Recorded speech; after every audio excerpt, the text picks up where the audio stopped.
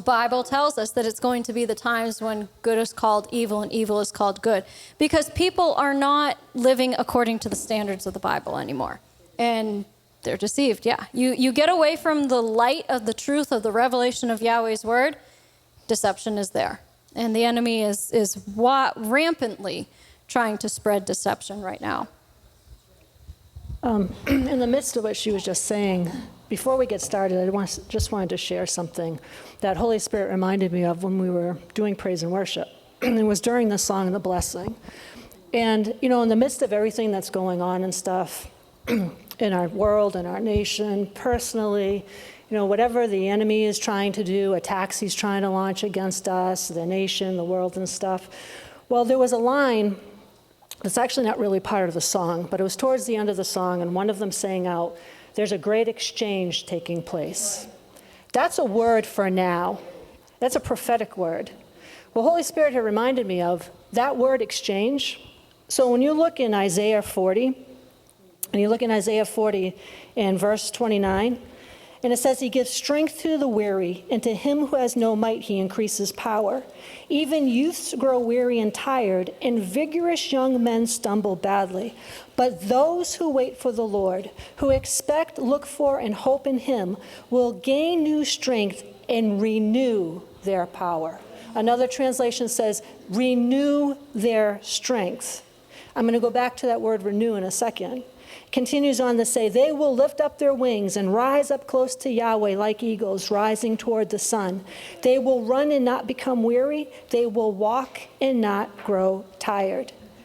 That word renew, actually that word exchange, is actually the Hebrew word for the word renew. So think about this. He's saying to you, he will renew your strength. In essence, what it is, he's exchanging your strength with his. Right. That's what it is. He's exchanging your strength with his, because your strength is limited. His is not. He's exchanging whatever chaos may be going on in your life with his shalom. That's the great exchange that is taking place right now. And that's a word for all of us today that we've got to remember in the midst of everything that's going on. But even, I'm going to say, in the midst of attacks that are coming against us personally in this congregation, he renews our strength. He exchanges our strength with his. And he exchanges whatever chaos, whatever turmoil, whatever unsettledness, he exchanges it with his shalom. So I just wanted to share that because Holy Spirit had reminded me of that when we were singing that song. And when she sang out that line, there's a great, and that's what it is. It's a great exchange. It's not just an exchange, it's a great exchange. And we have got to grab a hold of that because that is a word for now. And that's what is going to help us to overcome any attack of the enemy against us, against our families, against this city, against this nation, against this world. A great exchange has taken place. It already has taken place. And now it's us that are walking forth as receivers, as participants, as the ones who have been given that great exchange. 1 Chronicles 16:27. Where are you going to find that strength? Where are you going to find that joy? It's in one place, and we're in that. Chronicles. What was it? 1 Chronicles 16:27. 1 Chronicles 16:27 says, "Honor and majesty are found in his presence. Strength and joy are found in his sanctuary." in his sanctuary. In his sanctuary. In his sanctuary, Mm-hmm. which we now are. That's right. Yeah, we there's the tendency to look at the sanctuary as I'm going to this place, like here, this is the sanctuary. I got to go to the sanctuary to find the strength and joy in his presence. No, we are to be built into that living sanctuary, not to get ahead of ourselves here, but we're to be built into that living sanctuary. So his presence dwells within you. So all the answers you need, all the joy you need, all the strength you need, It's inside of you because he lives inside of you. That's where his presence is. Not out there, it's here. That's why it says, may his presence go before you and behind you and beside you and all around you and within you. He's with you. Like he's inside and out. You're covered with Yahweh's presence. Inside and out. You're one big walking mobile temple of his. And actually, getting ahead of ourselves here for a second. No, we're just kind of running into it. Talking about his glory and everything. And what is it in Isaiah 55 where it says how, your healing will come speedily, quickly. The light will arise and your healing and the speedily will come and restoration will come quickly and all that. The beginning of that talks about his glory. Well, in the Passion, and I was excited when I heard Tiffany say something about the Passion when she started. But in the Passion, when it gets to that part when it's talking about his glory, in the Passion it says, his glory even covers the past. Okay? Yep. His glory covers the past. So anything that we may have done in our past, the glory has already covered that. What is the glory? What is his Shekinah? It's his dwelling place, like Jordan was saying. It's his dwelling place. It's his presence among us. His presence that never leaves us. That's, like she said, it's in us, it's through us. Every fiber of our being is his presence, is his Shekinah. But that glory has covered our past. So whatever we may have done in our past, well, you don't know what I've done. Well, you don't know what I've done, okay? It doesn't matter what you've done. What did he do? What has he already done? That glory covers your past. And once the glory covers your past, Moses couldn't even look at him because the glory was so powerful. Well, why? The glory has obliterated anything that you've ever done in your past. Like it never even happened. Amen. And when you think about it, the shalom, and it says, may he give you his peace. What is shalom? Nothing missing, nothing broken. That's not just in our body. That's in every area of our life. So if you've had a broken past, if you may have had a broken relationship with him in the past, he came to give you his shalom to mend all that.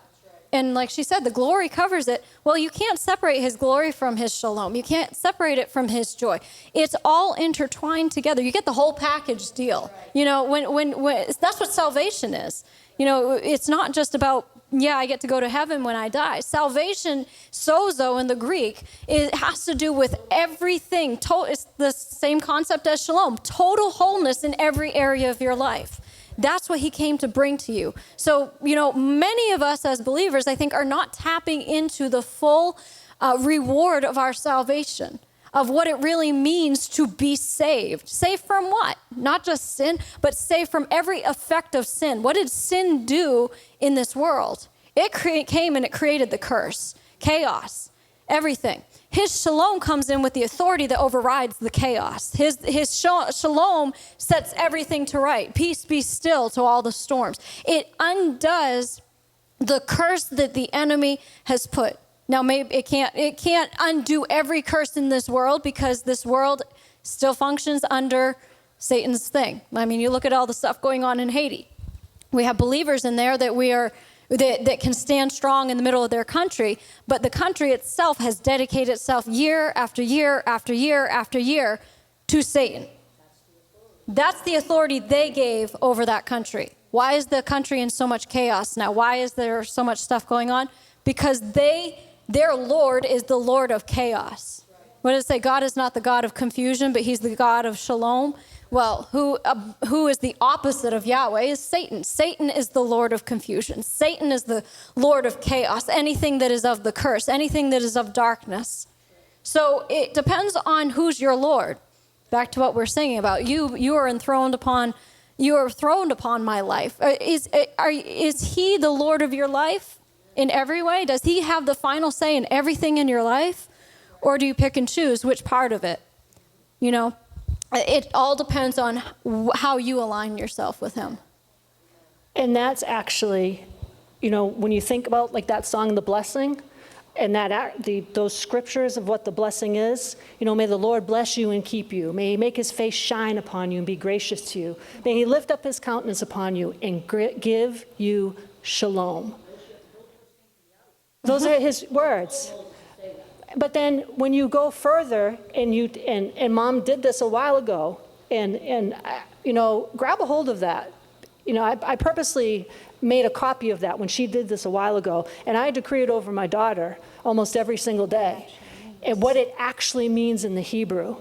And Yes, she just said that. I gotta start using it. Yep. I was actually going to bring mine today. I was going to bring mine today, and I was going to say it. But definitely, exactly. He, the one who exists, the head of the house, the chief ruler of all things. His shalom, like Jordan just said, destroys all chaos, takes all things that were out of order and brings it into order. That's who he is. He, the one who exists. He who is the head of the household. He who is the chief ruler is the one who has given us shalom. Like Jordan was saying, nothing missing, nothing broken. Life and wholeness. No chaos in our lives whatsoever. Right. None. Chaos cannot exist. Chaos cannot exist in the presence of the Shekinah. And that means it cannot exist in the presence of us. That's right. Do you have that? Yeah. Okay, we'll use it after. But that, you get it, and this is totally not even our sermon, It's Holy Spirit, but, just go, flow. this is a timely word for now, and you really have got to grab a hold of it, because there are things coming down the pike. We ain't seen nothing yet. We think we've seen some things, and we have. I'm not downplaying anything.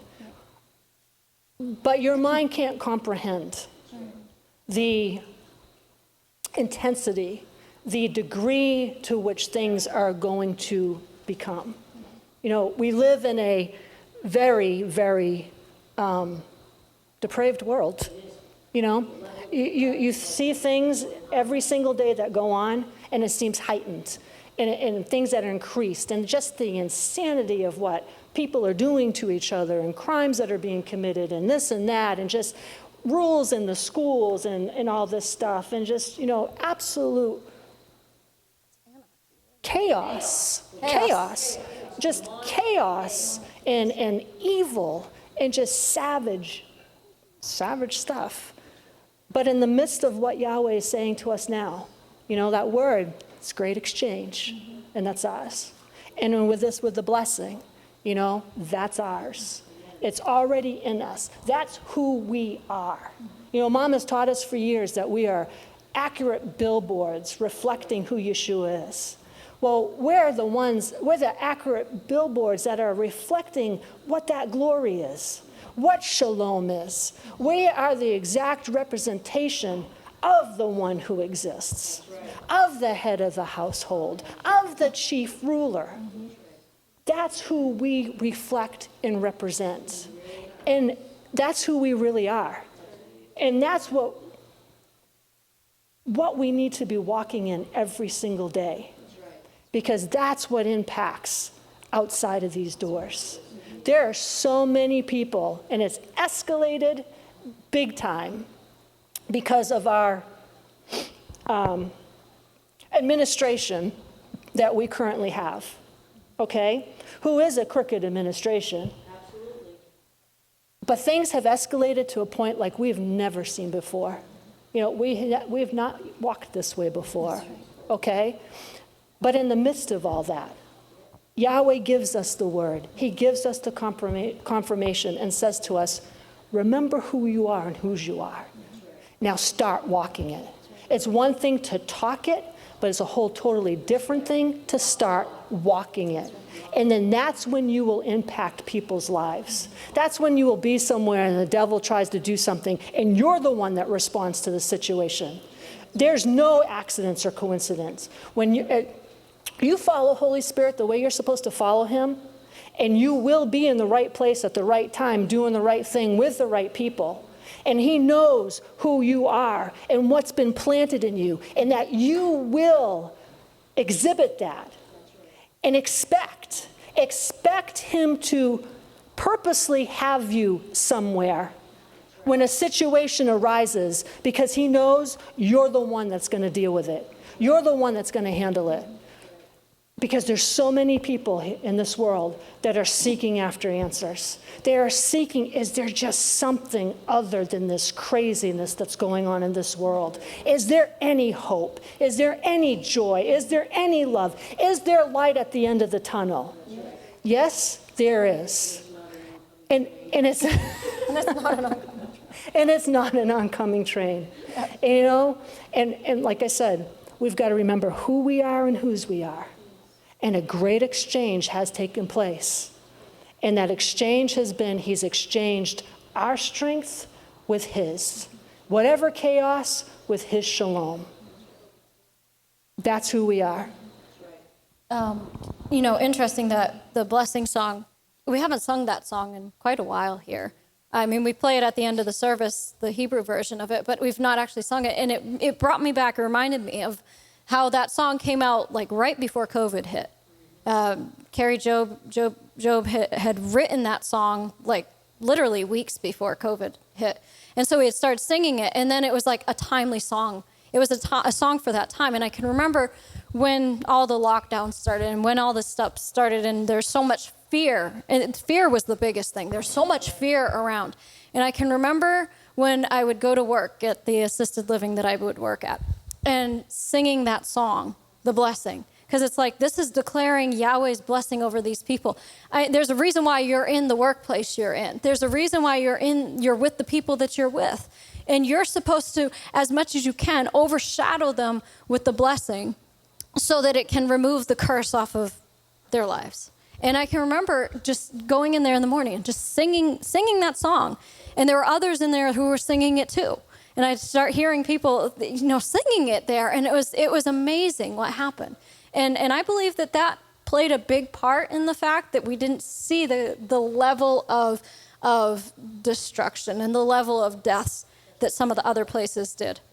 And so many people were amazed at that. They were like, why is this place different than other places? Because we were speaking the blessing and that shalom that overrides the chaos of what was trying to take place.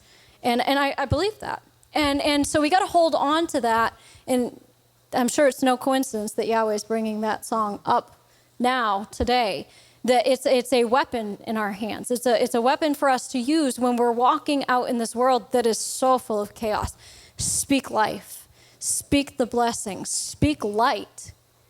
Don't be getting in agreement with the darkness. Don't be getting in agreement with the chaos out there. Don't be saying, oh, it's so bad out there, it's so chaotic out there.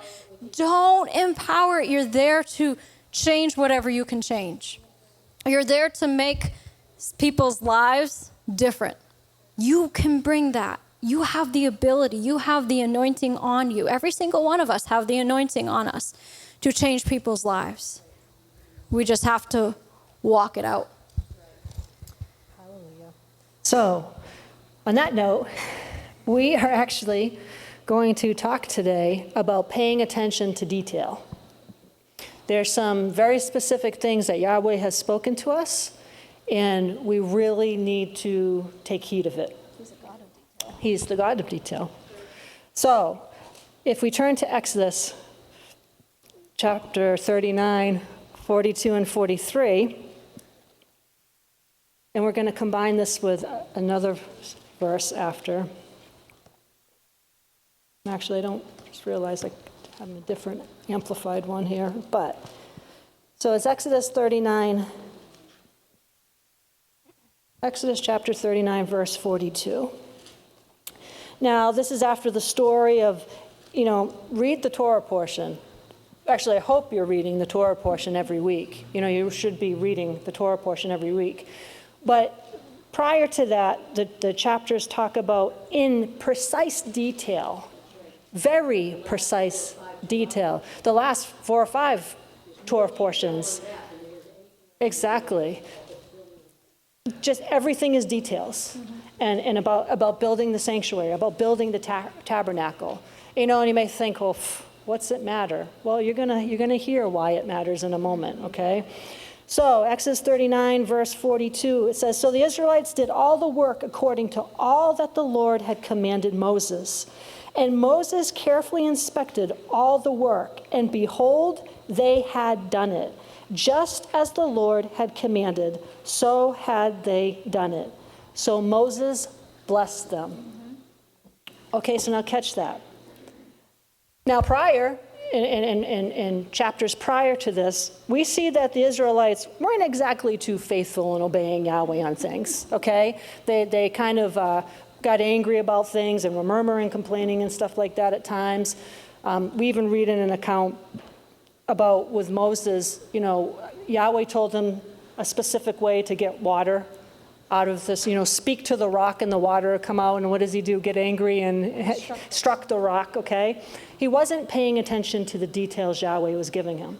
But now when we read something like this, now interesting, they get to the point of building the sanctuary, building the tabernacle, the place of Yahweh's Shekinah. And they ever so precisely follow the ever so precise instructions that Yahweh has given, to a T. And now when you go back and you read the details, and it talks about, furthermore, they made 2 gold rings and attached them to the bottom of the 2 shoulder pieces of the ephod. You see the numbers and the colors and the measurements, and this has to be this way, and this has to be this way. He's a God of detail. But they were ones who paid attention to that detail. He's a God of detail. He's not vague about anything. Sometimes you have people and you're talking to them and you ask them a question or and they're so cryptic about it. It's like, could you just talk normal? Could you just, I'm asking you a question. Could you just give me the answer in terms I can understand? Instead of me having to guess what each, every other word is that's supposed to be in there. Well, instead of having to use Holy Spirit's power to decipher what your intention right. was. Well, you need to go and use a blue, and then after that, a blue what? A blue rod, a blue piece of wood, what? And Yahweh's not cryptic. And we should not be cryptic either. Side note. But, if you do anything vague, you're going to get vague. Okay? So, vague, thoughtless, or foolish, okay? But he is not vague. He is very specific, and he's amazingly detailed. He's very clear in instructions he gives, very precise. He does things with precise instructions and patterns, okay? And if you just, getting ahead of myself here again, but when you're building something, when you're doing something, you follow a pattern. You have to have a pattern. You better, yeah, you better. You got some guys. I was like, I can put this bike together without these instructions. And your child's riding down the street and the front wheel falls off. Oh, yeah, They must have been extra pieces. What are these supposed to go to? I shouldn't say that. Just not a guy. Us women could do it too, I suppose. It's anybody who, you got these instructions. Instructions are meant to be followed. And there's a reason why there's step to step. Step 1, and it's precise, in order. Yeah. Step 2, and it's precise. And step 3, he's a God of order. Yes, he is. He's a God of divine order. He doesn't give you step 1 and then step 10 and expect step 10 is going to flow with step 1. And now I'm going to give you step 2. That's not how he works. He's a God of divine order. And divine order is what destroys chaos. Divine order and preciseness is what destroys chaos. So when he gives you an instruction about something, it's precise. And he's going to give it to you step by step. And you need to follow it. Step 1, step 2, step 3. I just used about him, he's not going to give you step 10 after step 1. Well, you can't jump to step 10 after you've only done step 1. There's a reason why there's an order. And especially when it comes to Yahweh. When he gives you an instruction to do something, even 99.9% of the time, he doesn't give you the whole picture, I have to say that's probably a very good thing. That he does not give you the whole picture at the time, because some of us may have been like, yeah, I'm all set, thank you for the opportunity, thank you for the job offer, but I'm good, okay? But he doesn't do it that way. He gives you the step, okay, do this step, and then we'll do the next one, and then we'll do the next one, and that's what gives you progress. That's what leads you to the end result. That's what leads you to the destiny that you have. And you can never, I'm not going to say you can never, because you could if you made your own choice about it, but don't ever jump out of line with him. Don't ever jump out of step. Don't rush the steps. There's a reason why one step maybe take longer than the other one. Well, this step takes 20 minutes to complete, where the second one may only take 10. Well, there may be a reason for it. You don't have to understand all things. All you got to know is that the one who exists, he who exists, if he's the one giving you the instruction, then all is well. All is well, and everything is going to be all right. As long as you follow him precisely. He's being precise with you. You need to be precise with him. And don't ever jump out of step. Don't ever get out of his timing. Because once you get out of his timing and decide, you know what? I did the first 3 steps the way you wanted. I can take it over from here. I got this, Yahweh. I'm good. Don't ever do that. Because that's when, didn't matter the steps that you did under him, you just erased everything else. And now you're going to start over at square one. Now, by not following him, you're going to end up in destruction and having to start over at square one. I think sometimes we expect other people to live at a different standard than we hold ourselves to. If we think about it, in our lives, we might tend to skip around and not follow things precisely and not stick to something, but we expect others to make sure they pay attention to details. Think of it. You go to get on an airplane. Do you expect that the person who built the plane paid attention to the details and followed all the steps, and you have to screw this into here, and then you have to attach this to this?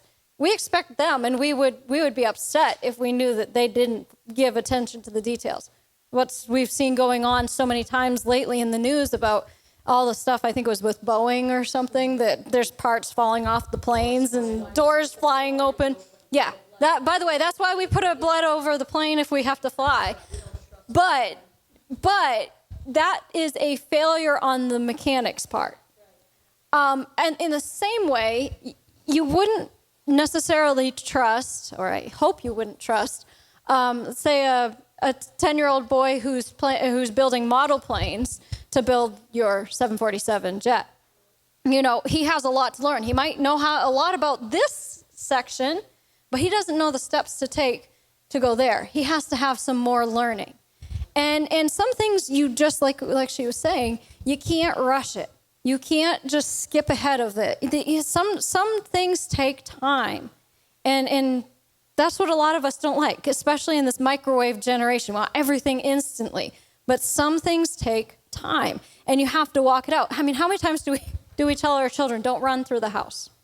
Why do we tell them not to run through the house? Because then their feet get going faster than they can handle, and boom, they go and wipe out. And what do they usually do? Don't run through the house. So then they start speed walking. I'm going to walk as fast as I can without running. And it's like when you start growing up a little more, you should start learning how to slow down a little more. Don't rush it. You know what? Haste makes waste. You rush things, sometimes you're going to have to do it over again because you didn't do it right the first time. But you got to pay attention to the details just as much as you expect the mechanic who built the airplane or the person who built this building to pay attention to the details. You gotta pay attention to the details in life. So when it comes to these details, he gives, like we're saying, precise instructions, precise directions. Well, I would say the most helpful skill in life is the skill of following directions. You have got to. Dad used to tell that story about, I think when he was in West Point or something, and they were doing training, and they were crawling across the ground, and he was saying that they tell them, don't stand up, do not stand up. And some of them were kind of like, well, why can't we stand up type of thing? Well, the commanders know why they're telling you not to stand up. But if you're crawling around the ground and you hear something and, oh, you stand up. Oh, what was that? Poof, okay? You did not follow directions, okay? And that was costly. So the ability to accurately follow direction will help you become more successful at any given task Yahweh gives you. Following him ever so precisely is what will lead you to victory. Following directions helps you to avoid unnecessary and costly mistakes. There's a reason why there's instructions in life. There's a reason why manuals come with absolutely everything that is invented, you know? And now, all kidding aside, you see some of the manuals now, and they have certain things on them. Or they're written by foreigners who don't know English. Exactly. But it's like, okay, you know, there's a thing on a hairdryer, and that gives you the instructions. Well, you know, make sure it's plugged in, make sure it's turned on. You know, don't use in water. Don't use in the bathtub. One of them said, yes, like, don't use while taking a bath. Well, you know, obviously someone must have done that, okay? There's some instructions, you should just know common sense, okay? But there's a reason why everything comes with directions, comes with manuals. That's what this is. This is our instruction manual, okay? These are our directions, our instructions. And you need to make sure you are paying attention. You need to make sure that you're precisely paying attention to everything Yahweh's telling you, because it's crucial. Paying attention is crucial. Like Jordan was just using the example of the children, you know, children running and stuff. You know I'm forever telling my daughter, pay attention to where you're walking. Why? That's an instruction I'm giving her, because I know if you don't listen to me telling you pay attention to where you're walking, you're going to run into the wall, or you're going to face plant coming down the stairs into the dirt, okay? Which has happened before. Why? Because she failed to obey my instruction to her, which was meant to protect her and keep her safe. She got into herself, well, I'm going to do my own thing, and was looking backwards as she was walking forwards, and she reaped the consequence. So when you fail to obey Yahweh's instructions exactly the way he tells you, you fail to pay attention to what he's telling you, you're going to reap the consequences. That's why in Proverbs it says that, you know, to pay attention to my sayings, listen closely to my words. You know, how many times do you tell your child that? Listen, did you hear what I said? Listen closely to what I'm going to instruct you to do. That's what Yahweh is really talking to us like we talk to our children. Listen closely to me now. Did you hear me? And now repeat back to me what you heard me say. No, that's not what I said to you. You did not listen to me. So we always need to be following Yahweh's steps very precisely and very carefully to know what we're supposed to do under him. So in that word precise means to be marked. Now, we serve a God of details, okay? He's a God of detail. He's a God of order. He's a God who's very, very precise. Precise is marked by exactness and accuracy of expression or detail. Now, catch that, accuracy. Things have to be accurate, okay? When well, I'm getting ahead of myself here again, but we're going to get into this. When you're building something, and a plan says, okay, so you need to cut that at exactly 10 feet and 2 inches. Why? Because the ones that made that plan knew that's what the measurement was that was going to take to fit properly in what you're building. But if you just slightly skew that off, even just a 1/4 inch, you're going to find it either is too small and doesn't fit, or it's too big and you can't even get it in.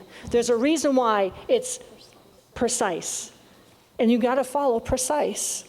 It means strictly correct or very exact. That's what this word is. And there's a reason why this word is like that. It's very accurate, very correct, and very exact. When Yahweh says something, that's the way it is, no matter what. You know, you have here these parents that they tell their children something, and then they're like, you know, telling them 5 or 6 times. Yahweh should not have to tell us 5 or 6 times. It's one time. It should be one time with our children. When a direction is given, an order is given, an instruction is given, it's that one time. And you follow it precisely. Precise means to strictly conform to a pattern or standard. And it's very careful and accurate, especially about small details. That's what it comes down to, the small details. Like I just said with that measurement on the board. You're off that little small detail of a 1/4 inch, you're going to have something that doesn't end up working. So in the midst of that, when Jordan and I were talking and everything, well, actually before I get into that, the one other scripture that I wanted to tie into this is if we look over at Exodus chapter 40. And this all entwines together. You're not successful unless you have Yahweh's presence with you. You have his direction and you're obedient to that direction. So in Exodus chapter 40, verse 34, it says, "Then the cloud, the Shekinah, Yahweh's visible dwelling presence covered the tent of meeting, and the glory and brilliance of the Lord filled the tabernacle. Moses was not able to enter the tent of meeting because the cloud remained on it, and the glory and brilliance of the Lord filled the tabernacle." Now catch these next words. In all their journeys, okay? In all their journeys, and everything that they were set out to do, in all their journeys, whenever the cloud was taken up from over the tabernacle, the Israelites would set out. But if the cloud was not taken up, then they did not journey on until the day when it was taken up. Here it is again.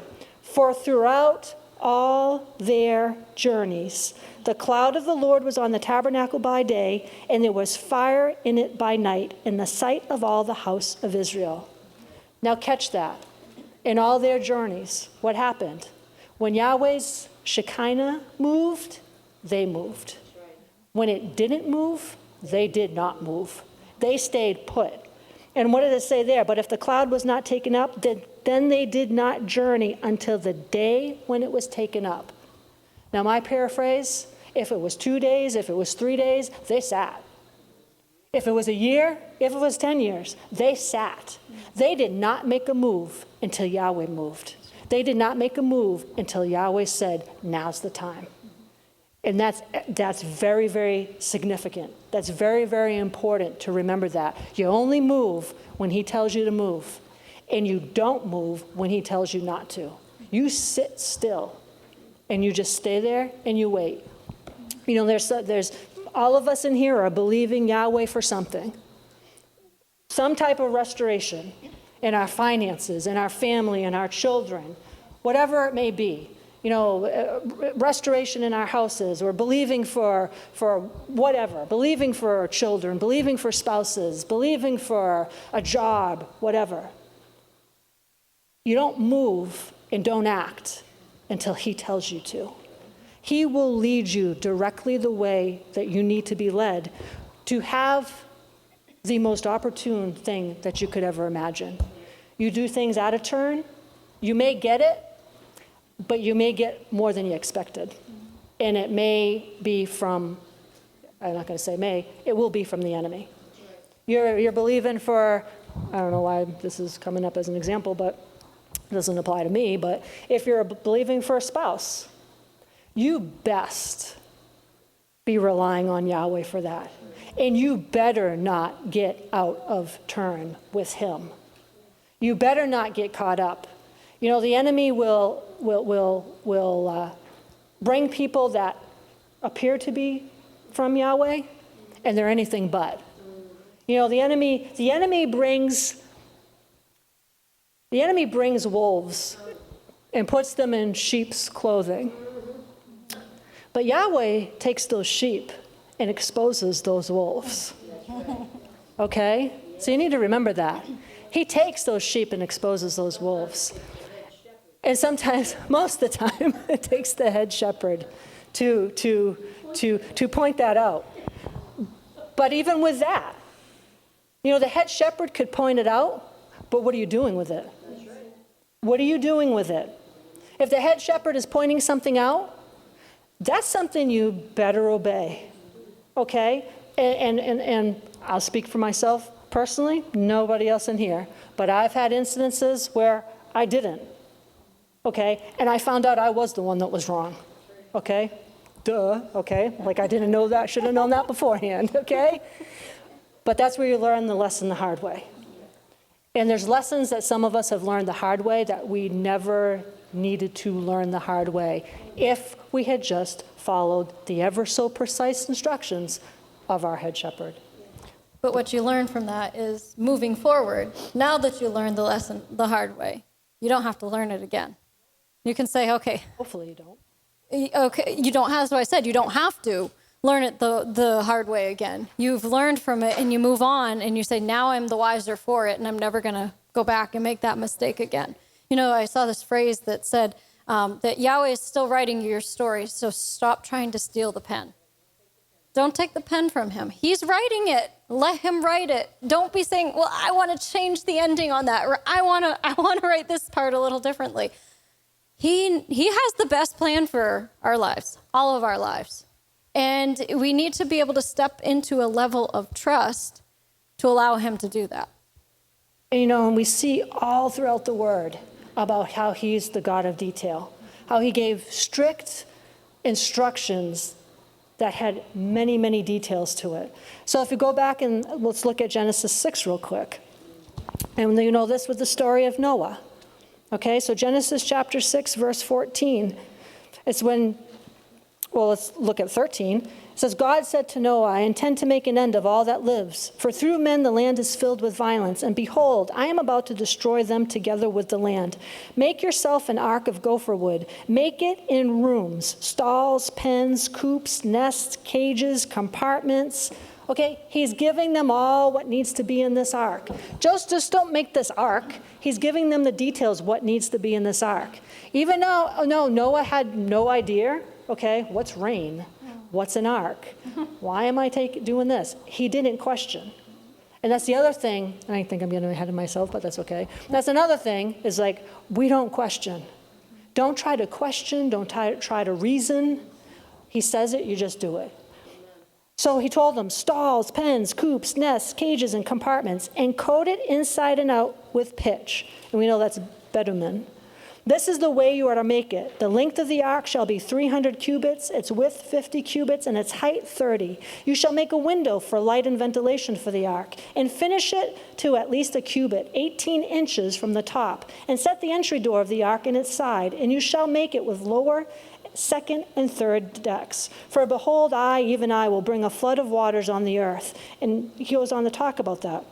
But he's given Noah very specific instructions on building this ark. Very detailed. Why? Because he knows what this ark needs to take. He knows what he's about to put onto this ark. He knows what is going to be needed after that flood comes and that ark rises to the top of the water. He knew ahead of time. And Noah, you know, yay to Noah, because he had no idea, you know, and we can all thank him for that, but yay to Noah that he followed that ever so precisely. You know, what would have happened if, you know, yeah, well, we just read, yeah, you know, 18 inches. Well, what if Noah had decided, well, you know what, I don't have enough wood, so I got to do it at 16. You know, your ark's not going to stay afloat, probably. And it's a sinking ark. And that's a whole other story. Amen. So one more. Let's go up to John. And the whole thing is, whatever he tells you to do it. Whatever he tells you to do it. Whatever details he gives you, you do them. The precise details, you do it exactly the way he says to do it. He tells you to paint it blue, you paint it blue. He tells you to paint it black, you paint it black. He tells you to use pine wood instead of oak, you use pine wood. Well, oak is sturdier. Nope, you use pine. Whether you understand it or not, there's a reason why he's telling you to use specific things. So in John chapter 6, you know, whatever he tells you to do it. Starting at verse 1. And then this is the first miracle that we see Yeshua perform, okay? It was at the wedding. And it says, John 6? Is it John 6? Yes. Right? No. Sorry, John 2. I got ahead of myself. John chapter 2. Verse 1. It says, on the third day, there was a wedding at Cana of Galilee, and the mother of Yeshua was there. And both Yeshua and his disciples were invited to the wedding. When the wine was all gone, the mother of Yeshua said to him, they have no more wine. Yeshua said to her, dear woman, what is that to you and to me? My time to act and to be revealed has not yet come. Now the very next response of his mother. What does Yeshua say to him? What is that to you and me? My time has not yet come. It's not my time to act yet. And his mother said to the servants, whatever he says to you, do it. Another translation says, do whatever he tells you. Another one, whatever he tells you to do, just do it. And then it goes on to say how there were 6 stone water pots, and the servants filled the water pots with water, so they filled them up to the brim. And there was instructions that they followed. And we know the story. The water was turned into wine, and it was the best wine that had been served. Well, when his mother said to him, whatever he says to you, do it, the servants did not know what Yeshua was about to do. They had no idea. They didn't know what he was about to do. And notice, it doesn't say that they stopped and said, well, why? Or, well, Yeshua, what are you talking about? It's water. They need wine, okay? They didn't try to rationalize it or question him or reason him. The servants did not know what Yeshua was about to do. Neither did they understand how he did it. But because they obeyed and did not argue or question his command, the miracle took place. Yeshua did not touch the water pots. He only gave the instructions. He only gave his word. The servants poured water into the pots. The servants drew the wine out of the pots. And the servants took it to the superintendent of the feast, who proclaimed it to be the best wine of the feast. Okay? The servants did all that. They followed the instructions of Yeshua. We cannot argue with him or question his judgment. We must simply commit to obey what he tells us to do. You know, people want Yahweh to use them in a mighty way, but they are too full of opinions, questions, reasonings, and arguments. They say that they have faith, but they really don't, because they will not make a move without an explanation. Or they'll say, I've already tried that. I've already done it. Okay? That's not faith. That's a whole other sermon. They want to understand everything before they do what Yahweh is telling them to do. They want to give Yahweh their opinion. They want to give their pastor their opinion. They want to tell him why it won't work. They want to tell their pastor why it won't work. Okay? The greatest demonstration of your faith is when you simply believe that any word Yahweh speaks to you is true. When you trust Yahweh enough to do what he has told you to do without expecting him to reveal everything to you first, when you trust him enough to do what he has told you to do without needing to have it all figured out in your head, then you will see the miraculous take place. The things Yahweh asks you to do may not make sense to your carnal mind, and they don't need to. You don't need to understand anything. He's not hiding anything from you. He may just be hiding what he is about to do from the devil. Okay? Because we have an enemy. Okay? Another side note here, just real quick, but we're the ones that empower the enemy. And we empower him by not following instructions ever so precisely. He had the plan of salvation in plain view.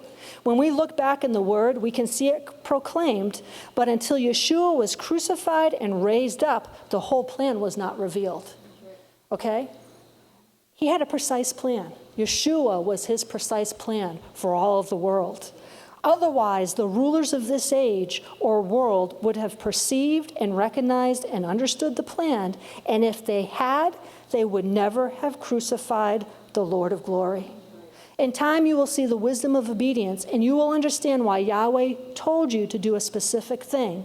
But for now, you need to simply just trust him. Whatever he tells you to do, you do it. Whatever instruction manual he hands you, you follow it exactly the way it's been written out. and you don't omit a word, you don't add a word, you don't skip a step. It's exactly the way he's told you to do it. So just a little story that I wanted to share. And it's interesting that I came across this again. I think I had shared it before, but I didn't know quite the details. And we have big hiker fans in here. And I was telling Jordan last night, as I was trying to come up with an example of, precisely following like instructions or details, and hiking kept dropping into me. And it's like, it's got to be her influence. Okay? But, when you're going to set out on a hike, especially if you're a beginner, they put out these, this is the White Mountains waterproof trail map. Now, catch that. Waterproof is very, very important. I actually read a hiking story last night of a gentleman who had gone out hiking somewhere in Nevada, and he had printed out the hiking trail on just normal piece of paper, didn't check the weather. Well, lo and behold, got himself into some trouble, and in the midst of this snow and rain and stuff, his paper hiking trail disintegrated. And he was now stuck. He had no map to follow, no precise directions to get him off that trail.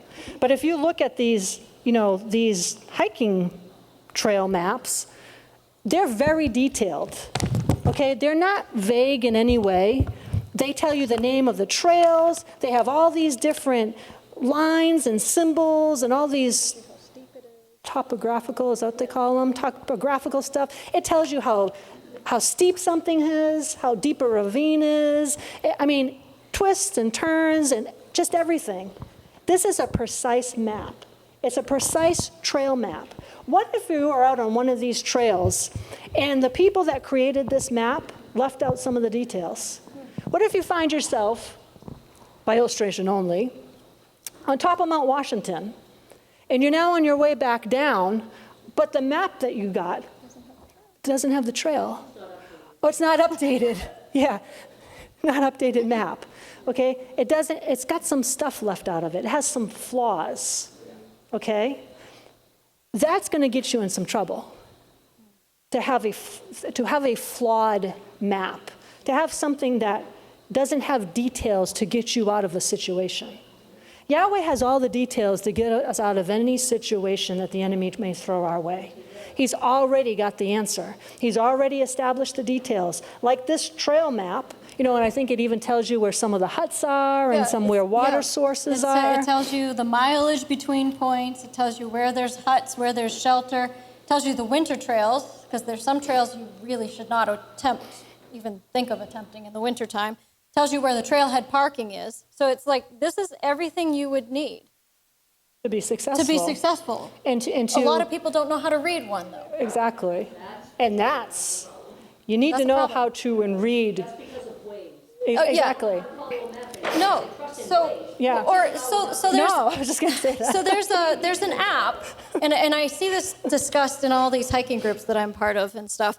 And there's this app you can have on your phone that will tell you step by step the route that you're taking. Now, the challenge with that is if somebody just relies on that, they rely on their device. What if you don't have reception, number one, unless you have it downloaded? Fine. What if, you know what happens to cell phones when it's cold or really, really hot? The batteries don't like it so much. So if you're only relying on that, you might find it's no better than a sopping wet, disintegrating map. So you can't rely on things other than what sometimes the good old-fashioned way. Seek the old way and walk in it. Sometimes it's best to have a physical Bible in front of you. If all these phones, the Bible's on the phone, you scroll through and all that. No, sometimes you need the actual map. You need an actual map to see, because especially in the days ahead, if technology goes, what's going to happen? And so, while I might look up a trail on my phone before I go, I always have the map with me. And I know how to read it. Biggest thing. You got to know how to read the map. You got to know how to read the directions of which way you're heading. So in this story, it's very vital because it resulted in the improper use of a map and the questioning of it. And it was this couple, and they started out saying, "We were tired, wet, and cold, and knew that we would not survive another night." Recalls Bob Morris, his memory still vivid a few months later. "We were becoming truly scared." Now, catch that. They were questioning that they were not going to survive another night. Well, why is that? They weren't following the map, and they had gotten off track. Lost and separated from their tent after a day of peak bagging, Bob and his wife, Blynn, had been forced to, what is that, bivouac? Bivouac. Bivouac? Let's get into a bivy sack. You had to get into right. an emergency sack. During a surprise summer snowstorm. Now, this is in the summertime. Summer snowstorm. Okay? Summer. The couple had set out the day before from a base camp beside Gourd Lake to tag 12,296-foot Cooper Peak. Okay, that's a little more extensive than Mount Washington, okay? And Mount Washington is quite the mountain to hike. An isolated granite spire deep in Colorado's Indian Peaks wilderness.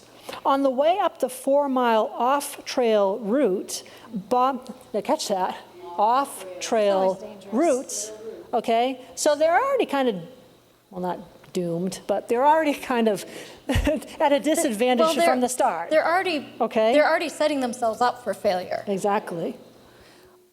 Now, at the beginning of this, as I say, Bob referred frequently to his map and compass, and the couple topped out as scheduled at 1 p.m. Now, you're going to see at the end of this, he did frequently look at his map and compass, but was he frequently looking at it correctly?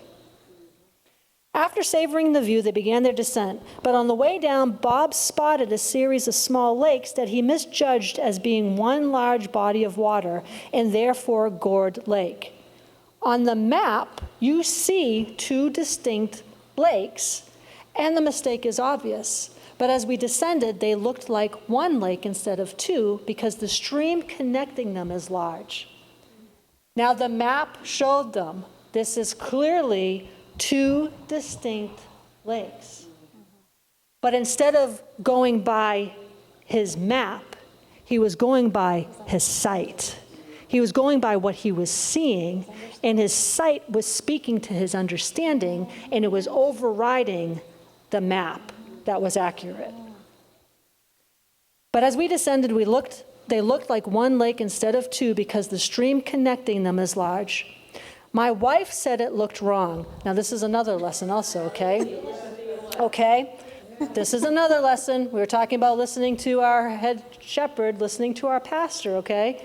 My wife said it looked wrong. She wanted to go back and make sure we were right.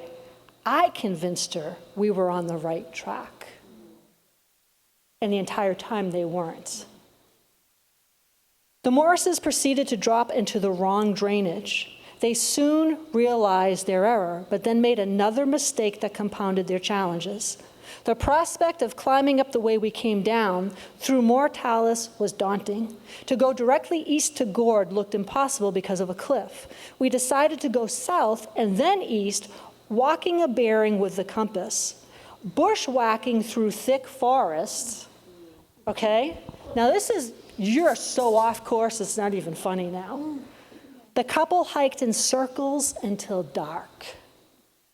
In circles. All because he wasn't trusting the map and was going by what he saw. Their situation worsened that night when the storm arrived. In the morning, cold and miserable and confused by the fresh snow, they tried to pick up where they had left off. But when Bob checked the altimeter on his watch, he realized they had overshot their mark and were now 800 feet lower than Gourd Lake. 800 feet is a lot. When you're hiking, that is a lot. After turning around to hike back uphill, the couple stumbled upon the Gourd Lake Trail, its outline visible in the melting snow. They were soon back at camp. Now catch that. That whole thing took place because he didn't trust the map. It said Bob began forcing the map. Well, what does that mean when you're forcing the map? That is deceiving himself into believing that the visible somehow matched what the map was saying. That is a spiritual concept. Okay, if you don't catch that, catch that.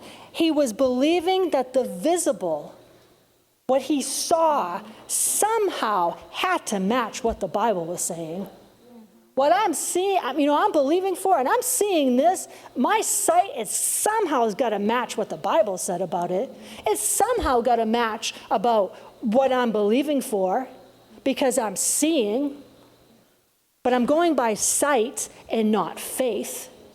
He was going by sight and not faith in that map. That map was created by people who knew what they were doing, who had probably hiked those trails umpteen times before to know the precise turnings and corners and cliffs and inclines and brooks and whatever. But a crucial, and praise Yahweh, his mercy triumphs over judgment, because these people were in a situation where, especially where we've read a lot recently in our own White Mountains, where people have not come out on the other side of it because they failed to prepare. They failed to follow instructions. But, there's a lot to learn from what Yahweh says in his word and looking at how he says it so precisely. And by taking the words of Yeshua's mother, whatever he said to do, just do it. Just do it. There is no question. There's no, well, maybe I'll do it tomorrow. Maybe I'll do it next week. There's no reasoning. There's no, well, why? How does it work? Well, I'm going to try to figure out how this works first. No. Whatever he tells you to do, just do it. Right then and there. And so many things in life are based on plans. Think of even making a recipe. You got to follow the recipe precisely. You got to have the right ingredients for it to come out successfully.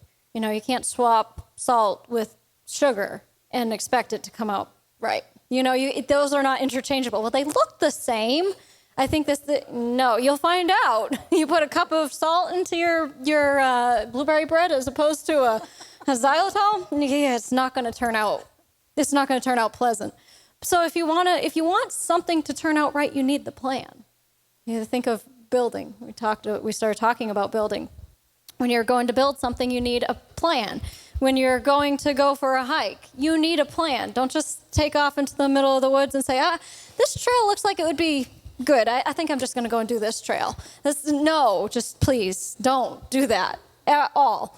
And when we talked about that, just kind of circling back around, I usually leave Mom a map of where I'm going. And sometimes I'll even draw a little loop of where I plan to go. But that little loop of where I plan to go doesn't replace my map. I don't take that little loop that I drew for her on the trip with me to say, oh, well, there's supposed to be a curve in the trail right here. No, I drew the curve. It might not actually be there in the trail. I need an actual map, and not something that a child drew, not something that somebody supposed to happen. It needs to be by the book. It needs to be from the manual. You can't change the Word of God to fit your life. You got to change your life to fit the Word. This is the map. This is the compass. This is your guide. This is your plan. This is your recipe for success in living. If you change something up in it, your life, the recipe of your life is going to be a recipe for disaster. It's not going to turn out the way you want it to. So when you're building something, you have to have something called a blueprint. Like anybody who builds a building or a house or anything, they need a blueprint. Even a boat. We talked about Moses building the ark. Noah building the ark. Moses built another ark. Wrong ark. Noah building the ark. And God basically gave him a blueprint of how the ark was supposed to be. It was probably one of the earliest blueprints available. But everything has to be based on a blueprint in order for it to turn out right. Even little things, like she said, following directions on how to assemble this little thing so that it turns out the way the manufacturer intended it, so that it works the way the manufacturer intended for it to work. But a blueprint gives all the information needed for the builder to move forward. It tells the contractor how the rooms will be laid out, tells the roofer how much shingles to order. It tells you how many nails you're going to need, every outlet, every single detail of the building is drawn on these blueprints. And it's what makes building the building possible. You wouldn't want, think of it. If you decided to build a house and you decide, I'm just going to wing it. I don't need a blueprint. It's in my head. How many of us have lists in our heads or pictures in our head? Sometimes the picture in your head might not be right. Sometimes the map in your head might not be right. I thought that this connected to this. Oh, but that's across town. Yeah, that's a problem. Or your sense of direction is off, and I think I'm heading north, but I'm actually heading south. That makes a big difference. So if you try to, you decide, I'm going to build this house. Don't need a blueprint, don't need a professional builder. I've watched enough HGTV shows on, or building a lake house by wherever. I've watched enough, I can build it from my head. Well, I don't want to be the one to bear bad news to you, but it probably won't turn out the way you see all these shows. Because what you often don't see in those shows is the blueprint that they're following. You just see them building, you see this, they're knocking down a wall and they're renovating, and it's like, wow, I want to do that. But they're following a plan that's very detailed. And so, it wouldn't turn out too well for you if you decided to do that. It certainly would not be something that stood up well. In order to have a building that stands firmly, you need to build it correctly, and you need to not cut corners. Literally, don't cut corners. Yeah, don't try to rush it. Don't try to change the blueprint, or I'm going to do this differently. I know that they told me I needed to put this joint here. I know that they told me that I need to put this support beam here, but it's not convenient. I'm going to put it over here instead. Justin, do you have that little video there? I want to show you what happens if you have a builder that does not build properly.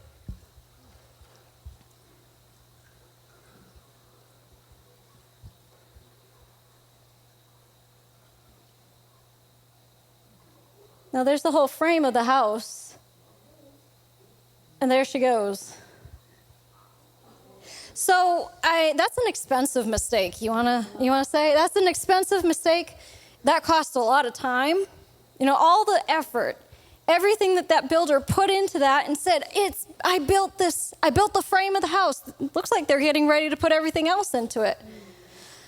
All in a pile of rubble because they missed something in the recipe. They missed something on the blueprint. They didn't build something right on there. You don't want a builder like that.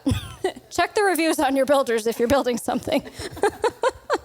But, so you think of it as foolish as it seems to build a house without blueprints, as foolish as it would seem for us, and we can see that very clearly. Like, you want to make sure you're following that, if you're building a house. But how much more serious is it to build your life without a blueprint? How much more serious is it to build a family, to build a successful home, to build a business, to build whatever without a plan? Without, we know that in Proverbs 29:18 it says, where there is no vision, the people perish. Now that's pretty serious. When there's no vision, when there's no revelation of something, people could die from it. That couple that wasn't following the map the proper way, that could have ended in their demise. By the grace of God, they were able to make it out of there.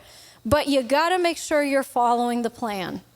Another translation of Proverbs 29:18 says, where there is no vision from God, the people run wild.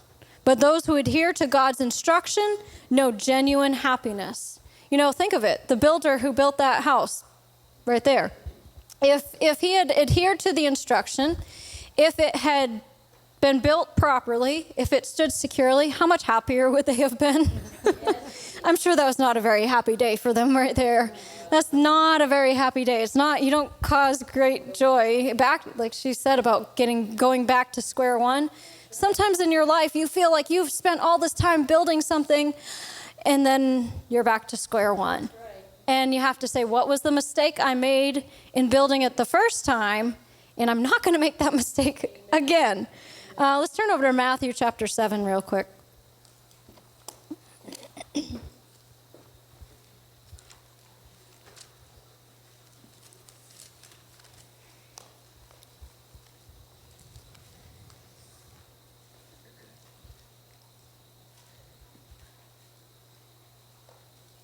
Matthew chapter 7, starting at verse 24. So everyone who hears these words of mine and acts upon them. See, it's not just enough to hear the word. It's not just enough to see the blueprint or see the map. You have to act upon what it says. Obeying them will be like a sensible, prudent, practical, wise man who built his house upon the rock. Now, it's sensible to follow the instructions. It's sensible to follow the blueprint. Verse 25, and the rains fell, and the floods came, and the winds blew and beat against that house, yet it did not fall. It wasn't like this house behind me, because it had been founded on the rock. It was built right. It was built securely. Verse 26, and everyone who hears these words of mine and does not do them will be like a stupid, foolish man who built his house upon the sand. And the rains fell, and the floods came, and the winds blew and beat against that house, and it fell. And great and complete was the fall of it. Just like that. Great and complete was the fall of it. Why? Because it was built upon the sand. It wasn't built on something that was solid enough to hold it up. It wasn't built upon a firm foundation. You know, it was built upon something that was shifting. And, you know, if the ground is shifting, it makes the structure on the ground start to shift. And that's when it can start to collapse. Proverbs 14 verse 1 says, a wise woman builds her house, but a foolish one tears it down with her own hands. Now, how you think of that? If somebody's starting to try to build a house, and then they decide to, of themselves, go and start ripping the boards apart, how foolish would you think they were? Like, you're trying to build a house, and then you go and you start ripping out the boards. I mean, Scott and Sherry had their house built. What if the builder had built the frame and then they go and decide to start ripping out the door frames, and the builder might get a little frustrated with them and say, I don't know if I want this job with these crazy people. But you can see that in the natural. You don't want to be tearing your house down with your own hands. You know, the enemy is doing enough of a job to try to tear you down. You don't need to be assisting.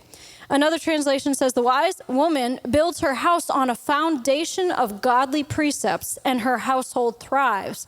But the foolish one, who lacks spiritual insight, tears it down with her own hands by ignoring godly principles. So by ignoring the instructions, if you are ignoring Yahweh's instructions, you're tearing your own house down. That's what it really comes down to. By ignoring the instructions in the word, you're tearing your house down. Another one says, a wise woman builds her house while a foolish woman tears hers down by her own efforts. We don't want to be using our efforts to be tearing our house down, but we want to make sure that we're following the blueprint. You know, without a plan, you're not going to have a successful path to anything in life. You know, if you want a successful career, you need to have a blueprint to follow, but you need the right blueprint. You know, if Justin, can you pull up that other picture, please? So there's a blueprint for a boat. Now, that's just a simple wooden boat. And she was talking about Noah's Ark and building the ark, and there was a plan for it. But if I took that and expected I was going to build like a cruise ship with that, it might not be so successful, because that would require a different plan. If I take, you want to open this up? This is Scott and Sherry's blueprint from building the house. And as you can see, there's many pages to it. And it's not small. It's not small. No, can you imagine if you had a microscopic miniature blueprint? You had to use like a magnifying glass to look at it? That would be hard to read. Where's the book? Got it.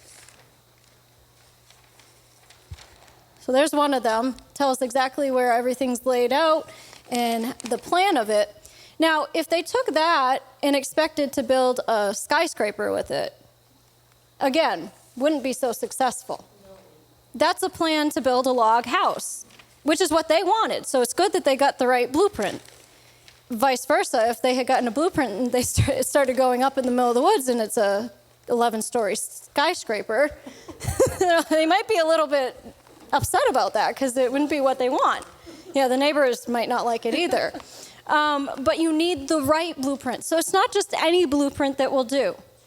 Don't take a blueprint from somebody who's not living a successful life.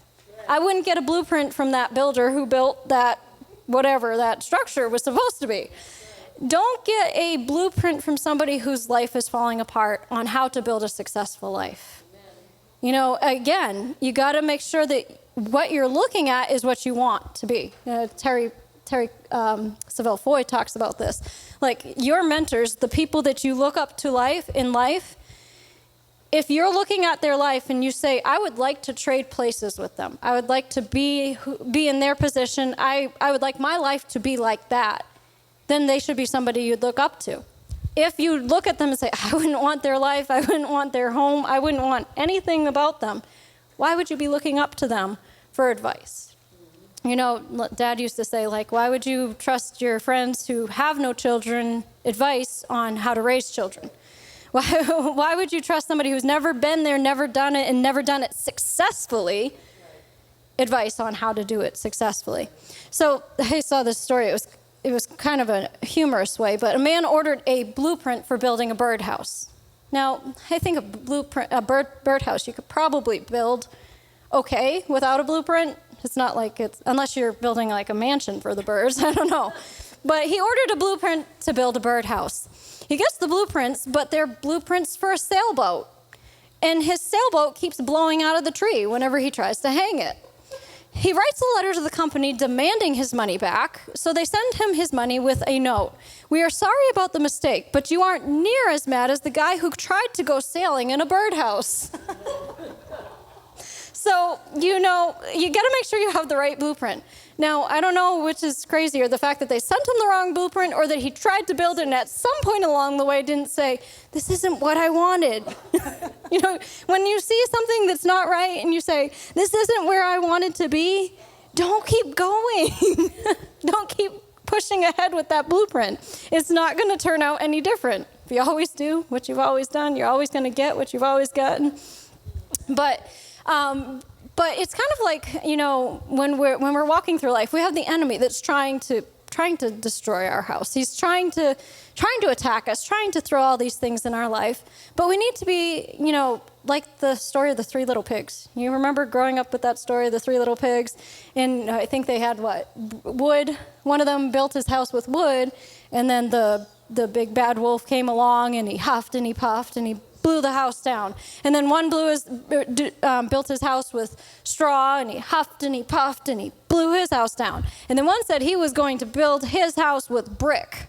It was solid. And he said, and the wolf came along and huffed and he puffed and he couldn't blow the house down. Okay? I don't care how much the enemy huffs and he puffs, he's just going to hyperventilate because he's not going to blow our house down. We're going to be secure. We're going to be fastened. We're going to be fixed on the rock because we followed the blueprint for success. And this is the blueprint for success. You know, she was saying in the beginning how Yahweh is a God of details. He makes sure that he has things there for a reason.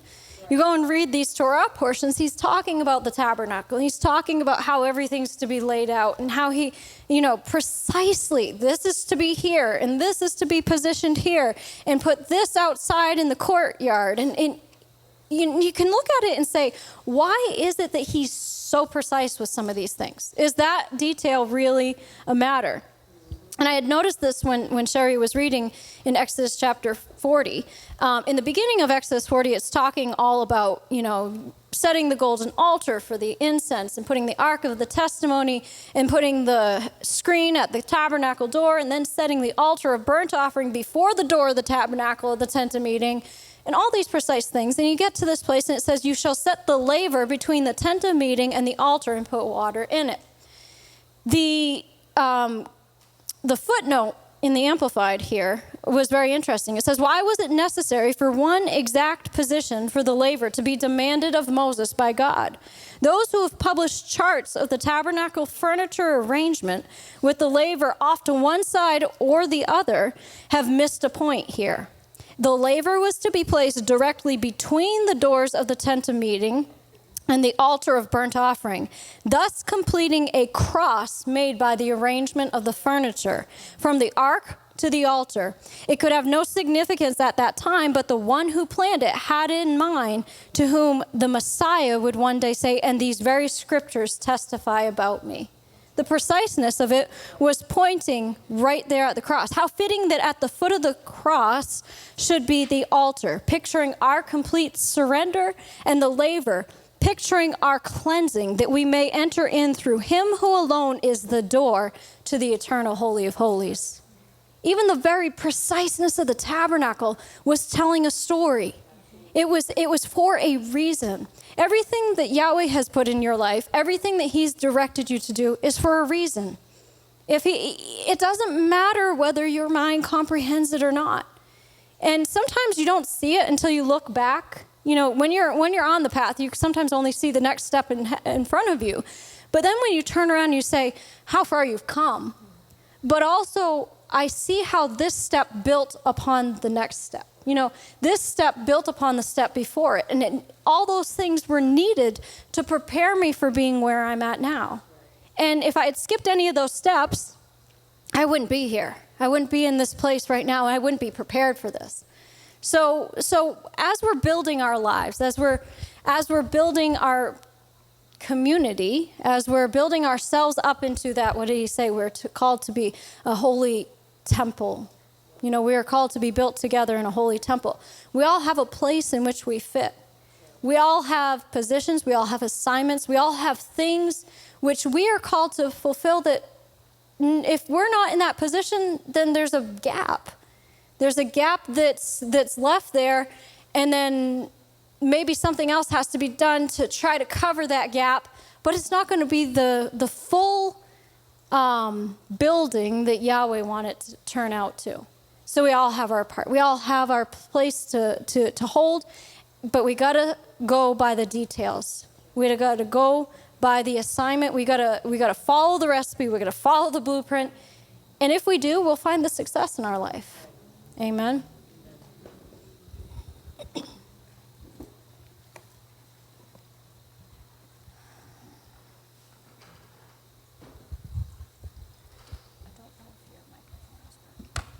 Is this working, Justin? No. It's not working. All right, I'll hold that then. I'm going to bring us back around to the most important thing, which is the temple, and we are the temples, okay? When Yahweh gave the blueprint to Moses of what he was to be building, it was futuristic as well, okay? They were building something that was really not, it was temporary. I mean, it wasn't grounded or anything. It was mobile. It was moving around. But everything about it, like she just brought out, was reflecting of a future temple that Solomon built, okay? And that was a more solid temple. But then you go even further into the future, and we have Yeshua, who tabernacled among us, okay? And then he turned over and said, now you are the temple. I'm going to read a couple of articles here, and then I'm going to bring us around. I'm going to bring us around to what is all this about? Why was there all this detail? Why was it for almost 5 Torah portions that we're reading, it's all about the details of the tabernacle? What's so important about the tabernacle? What's so important about understanding what's behind it? So I'm going to read you an article here. It's called The Architecture of Holiness. From here to the end of the book of Exodus, the Torah describes in painstaking detail and great length the construction of the Mishkan, the first collective house of worship of the Jewish people.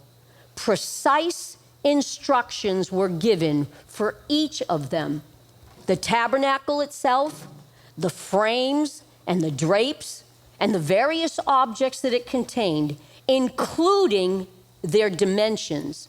So, for example, we read, make the tabernacle with 10 curtains of finely twisted linen and blue, purple, and scarlet yarn, with cherubim woven into them by a skilled worker. All the curtains are to be the same size, 28 cubits long and 4 cubits wide. Make curtains of goat's hair for the tent over the tabernacle. 11 altogether. He even tells them how many. All 11 curtains are to be the same size, 30 cubits long and 4 cubits wide. Make upright frames of acacia wood for the tabernacle. Each frame is to be 10 cubits long and 1.5 cubits wide. That's in Exodus 26, 1 through 16, and so on. But why do we need to know how big the tabernacle was? It did not function in perpetuity. Its primary use was during the wilderness years. Eventually, it was replaced by the temple, an altogether larger and more magnificent structure. What then is the eternal significance of the dimensions of this modest, portable construction? To put the question more sharply still, is not the very idea of a specific size for the home of the Shekinah, the divine presence, liable to be misled? A transcendent God cannot be contained in space. Solomon said so. In 1 Kings 8:27, he said, "But will Yahweh really dwell on earth? The heavens, even the highest heavens, cannot contain you. How much less this temple that I have built?" Isaiah said the same in the name of Yahweh himself. "Heaven is my throne, and the earth is my footstool. Where is the house that you will build for me? Where will my resting place be?" That's in Isaiah 66:1. So, no physical space, however large, is big enough. And on the other hand, no space is too small. So says a striking midrash. Now, this is from the midrash. When Yahweh said to Moses, "Make me a tabernacle," Moses said in amazement, "The glory of the Holy One, blessed be he, fills heaven and earth, and yet he commands, 'Make me a tabernacle'?" Yahweh replied, "Not as you think, do I think. 20 boards on the north, 20 boards on the south, and 8 in the west are sufficient.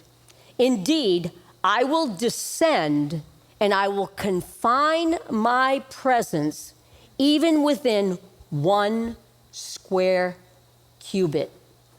So, what difference could it make whether the tabernacle was large or whether it was small? Either way, it was a symbol.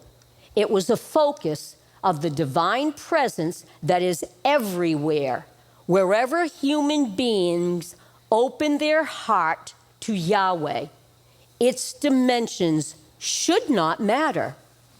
I came across an answer in an unexpected and indirect way some years ago. I'd gone to Cambridge University to take part in a conversation on religion and science. When the session was over, a member of the audience came over to me, a quiet, unassuming man, and he said, "I've written a book that I think you might find interesting. I'll send it to you." I didn't know at that time who this man even was. A week later, the book arrived. It was called, and I'm not going to say the name, okay, but it was a book. With a shock, I discovered that the author was then Sir Martin, now Baron Rees, Astronomer Royal, later president of the Royal Society, the oldest and most famous scientific body in the world, the master of Trinity College, Cambridge. In 2011, he won the Templeton Prize. I had been talking to the Britain's most distinguished scientist. His book was enthralling. It explained that the universe is shaped by 6 mathematical constants, which, had they varied by a millionth or a trillionth of a degree, would have resulted in no universe, or at least no life. Had the force of gravity been slightly different, for example, the universe would either have expanded or it would have imploded in such a way as to preclude the formation of stars and planets. Had nuclear efficiency been slightly lower, the cosmos would consist only of hydrogen, and no life would have emerged. Had it been slightly higher, there would have been rapid stellar evolution and decay, leaving no time for life to evolve. And that's why I'm not giving you the name of the book. The combination of improbabilities was immense. Torah commentators, especially the late Nechama Leibowitz, have drawn attention to the way the terminology of the construction of the tabernacle is the same as that is used to describe Yahweh's creation of the universe. The tabernacle was, in other words, a microcosm, a symbolic reminder of the world that Yahweh had already made. The whole world around us, this is a little cosmic symbol of it. The fact that divine presence rested within it was not meant to suggest that Yahweh is here and not there, in this place and not that. It was meant to signal powerfully and palpably that Yahweh exists throughout the cosmos. It was a man-made structure to mirror and focus attention on the divinely created universe. It was in space what Shabbat is in time. It's a reminder of creation. The dimensions of the universe are precise. Are they not? Do we not know that? Mathematically exact. Had they differed in even the slightest degree, the universe or life would not exist.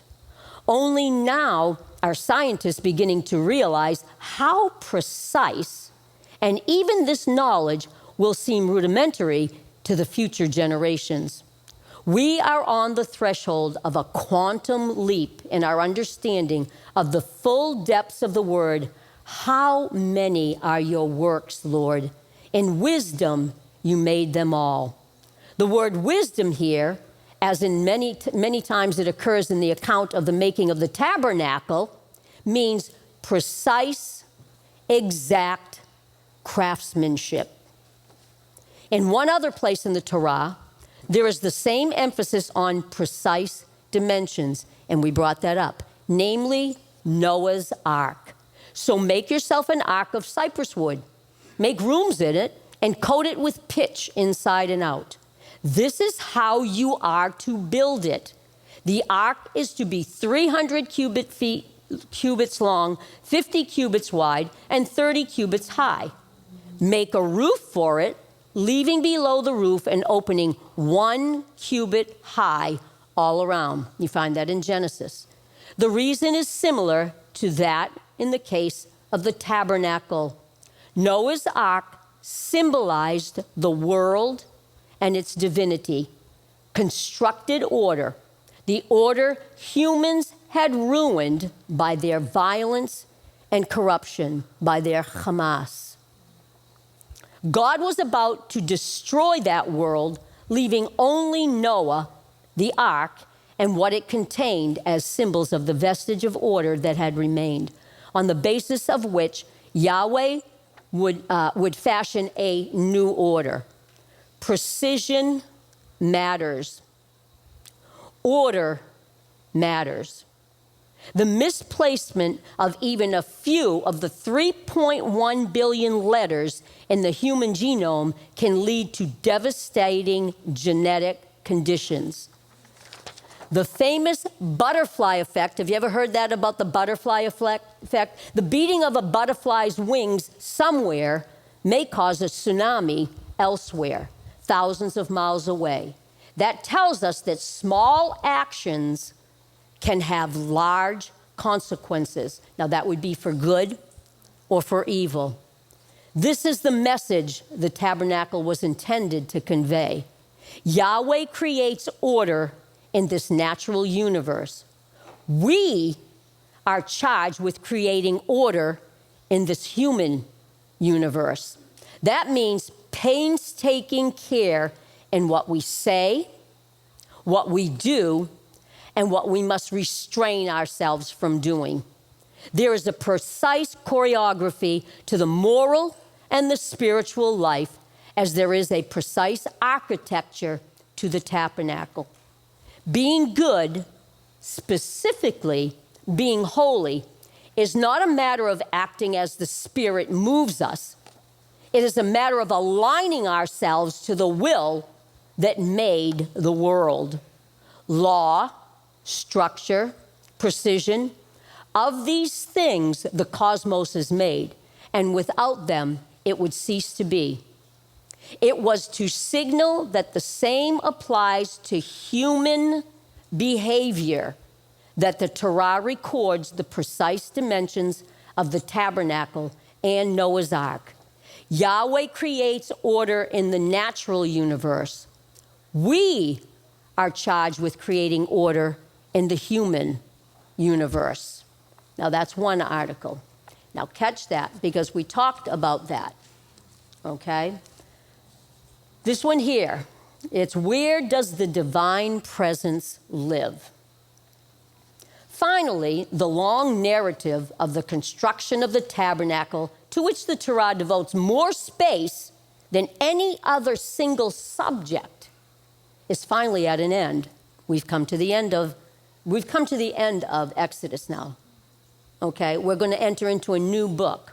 Okay, the building, its frame, drapes, and sacred furniture were complete.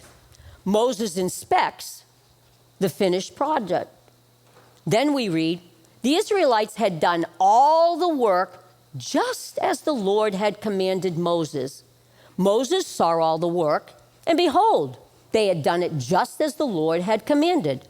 So Moses blessed them. I'm bringing you back around, okay? Like many other passages in the description of the making of the tabernacle, this echoes a line from the creation narrative. Yahweh saw all that he had made, and behold, it was very good. The literary parallels between the divine creation of the universe and the Israelites, not God's, the Israelites' construction of the tabernacle are intentional and consequential. The tabernacle was a microcosmos, a universe in miniature. In creating the universe, Yahweh made a home for humanity.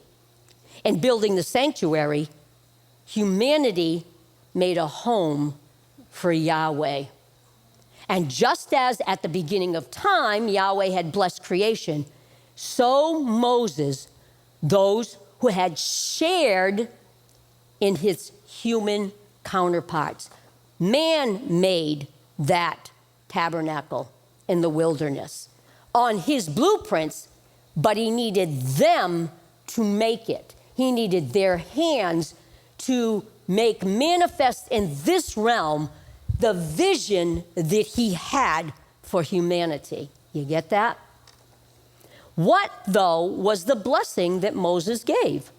The Torah itself is silent on this point, but the sages supplied the missing information. With what blessing did Moses bless them? He said to them, "May it be Yahweh's will that his presence rests in the work of your hands." They responded, "May the pleasantness of the Lord our Yahweh upon us establish for us the work of our hands." Oh, establish the work of our hands. The Midrash is based on the following stream of thought. One, and only one psalm is attributed to Moses, and that's Psalm 90, which bears the superscription, a prayer of Moses, the man of Yahweh. It ends with the verse cited above. May the pleasantness, Noam, of the Lord Yahweh be upon us. The reference in the verse to the work of our hands must surely refer to the tabernacle, the only work in the sense of constructive achievement that the Israelites performed in Moses' day. Hence, the phrase, a prayer of Moses, must be understood as the prayer or blessing that he pronounced on the completion of the tabernacle. The question then arises as to the meaning of the words, the pleasantness of the Lord. Another Psalm 27:4 uses an almost identical phrase. One thing I asked of the Lord, only this do I seek, to live in the house of the Lord all the days of my life, to gaze on the pleasantness, Noam, of the Lord and worship in his temple.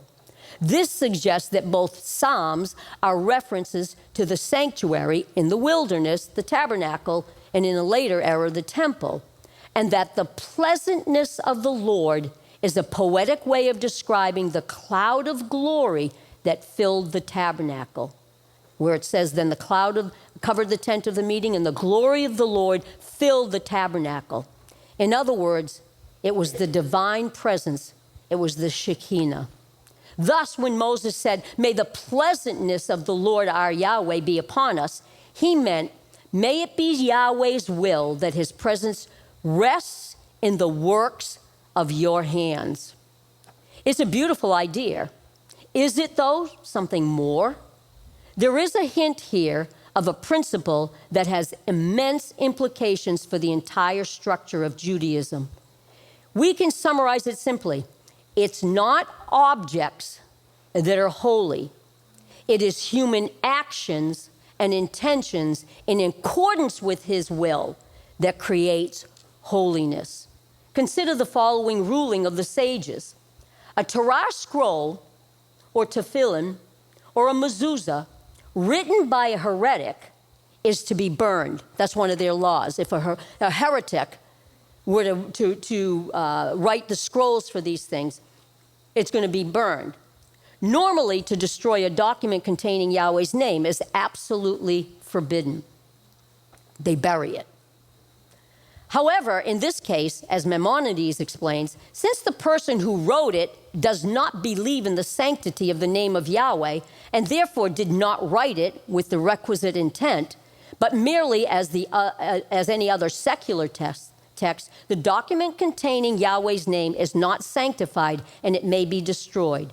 Indeed, it is a mitzvah to burn it so that, as to leave no record of the heretic and his words. Imagine two Torah scrolls. One is written with the requisite intention and sanctity. The other is written by an atheist. Physically, they may be indistinguishable.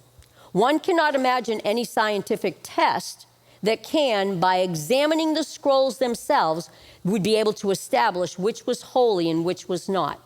The natural man cannot. Spiritual things are spiritually discerned.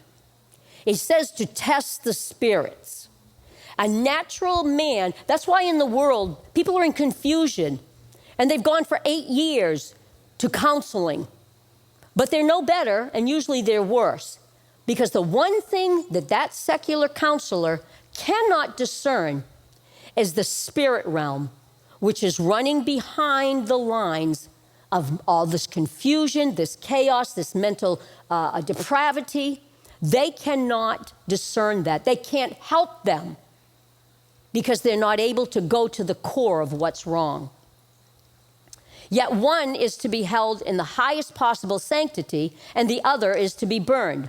Holiness is not a property of objects. It is a property of human acts and intentions. It is the idea that lies behind the very precise formula that we use when we recite a blessing over the performance of a command. Blessed are you, Lord our God, King of the universe, who has sanctified us by his commandments and has commanded us to do whatever we say that blessing over.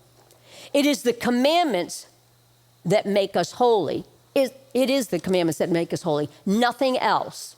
It is the word that makes us holy, nothing else. When Yahweh said to the Israelites before the giving of the Torah on Mount Sinai, you shall be to me a kingdom of priests and a holy nation, he meant that the Israelites would become holy through their performance of the commands that he was about to reveal to them. Not that there was anything intrinsically holy about them in and of themselves, prior to and independent of the Word. You get that? The power comes from the Word. Living the Word, obeying the Word, following the blueprint. Amen? As E.C. Ben Judah said, when Yahweh enjoins a new mitzvah on Israel, he endows them with new holiness. For every new command, with every new mitzvah, with every new word that you begin getting more revelation about, you're able to walk in a higher level of holiness because now you're able to obey it and you're able to display it. The great commentator and halachist, our Meir Simcha, often known by the name of one of his commentaries, or Samek, was tireless and forceful in stressing the point. Mount Sinai was, as the site of the greatest ever revelation of Yahweh, momentarily, Mount Sinai was the holiest place on earth. Yet, as soon as the revelation was over, even animals were permitted to graze on it. The first tablets that Moses brought down the mountain were supremely sacred. They had been hewn and written by Yahweh himself. Yet Moses broke them to show the Israelites that nothing is holy except in the context of fulfilling Yahweh's will. We endow objects and places with holiness through our intentions, our words, and our deeds. There is no such thing as ontological holiness, intrinsic sanctity. Returning to the sanctuary, the very idea that there can be a house of Yahweh that we can create in finite space, a home for the infinite, seems a contradiction in terms. Indeed, Israel's wisest king Solomon and one of the greatest of the prophets, Isaiah, said so explicitly. On dedicating the temple, Solomon said, "But will Yahweh really dwell on earth? The heavens, even the highest heavens, cannot contain you. How much less this temple that I have built?" Likewise, Isaiah said, "This is what the Lord says, heaven is my throne, and the earth is my footstool. Where is the house that you will build for me? Where will my resting place be?" The answer was given by Yahweh to Moses at the very onset, before the construction of the tabernacle was even begun. "Let them build me a sanctuary, and I will dwell in them." Not in it, but in them. Not in the building, but in the builders. Not in the wood and the metal, the bricks and the stone, but in those who build and those who worship. It is not objects, buildings, or places that are holy in and of themselves. Only acts of the heart and mind can endow them with holiness. That is the deep meaning of Moses' blessing to the Israelites. May it be Yahweh's will that his presence rests in the work of your hands. Yahweh does not inhere in things, not in Mount Sinai, not in the tablets, not in the tabernacle. His presence, his Shekinah, his divine presence, which comes by the word Shekinah comes from the same root as Mishkan, the sanctuary or the tabernacle. It lives in the works of our hands. Whatever we do in accordance with his will, that's what is holy. That's what fulfills the commandments. There was nothing grand about the tabernacle. It was small, fragile, portable. What made it holy was one thing only, that the Israelites had made it just as the Lord had commanded. The simplest human act, if done for the sake of Yahweh, has more sanctity than the holiest of holy objects. That, to me, is a remarkable principle of faith. Now, why did I tell you all that? I'm going to read you a couple of scriptures. It's going to bring us to who we are in him and what he expects of us. Matthew 5:13 says, "You are the salt of the earth. But if salt has lost its taste, its strength, its quality, how can its saltiness be restored? It's not good for anything any longer, but to be thrown out and trodden underfoot." Go down to verse 14. "You are the light of the world. A city set on a hill cannot be hidden, nor do men light a lamp and put it under a peck measure, but on a lampstand, and it gives light to all in the house. Let your light so shine before men that they may see your moral excellence and your praiseworthy, noble, and good deeds, and recognize and honor and praise and glorify who? Your Abba Yahweh, your Father who is in heaven. By what you do, the deeds, the good deeds you do out in this world, those that are lost are going to see him through you, because it's the work of your hands, through your hands, that he's going to be able to touch them. And then we hear this one, we know this one for quite a while. They were talking to Yeshua, and they were actually trying to acquit themselves and get out of what he was saying. And they said to him, "Who is my neighbor?" Luke 10:29 through 37. They said to Yeshua, "And who is my neighbor?" Yeshua, taking him up, replied, "A certain man was going from Jerusalem down to Jericho, and he fell among robbers who stripped him of his clothes and belongings and beat him and then went away, unconcernedly, leaving him half dead as it happened. Now, by coincidence, a certain priest was going down along the road, and when he saw him, he passed by on the other side." Passed by on the other side, because it was a Samaritan. Below me. "A Levite likewise came down to the place and saw him, and he passed by on the other side of the road." Same attitude. Can't go near him, he's a Samaritan. "But a certain Samaritan, as he traveled along, came down to where he was, and when he saw him, he was moved with pity and sympathy for him. And he went to him and he dressed his wounds, pouring on them oil and wine. Then he set him on his own beast, and he brought him to an inn, and he took care of him. And the next day he took out 2 denarii, 2 days' wages, and he gave them to the innkeeper, saying, 'Take care of him, and whatever more you spend, I myself will repay you when I return.'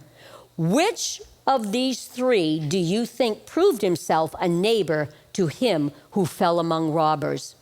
He answered, "The one who showed pity and mercy to him."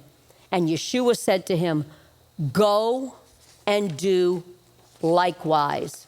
And in James 2:14 through 17, "What is the use or profit, my brethren, for anyone to profess to have faith if he has no good works to show for it?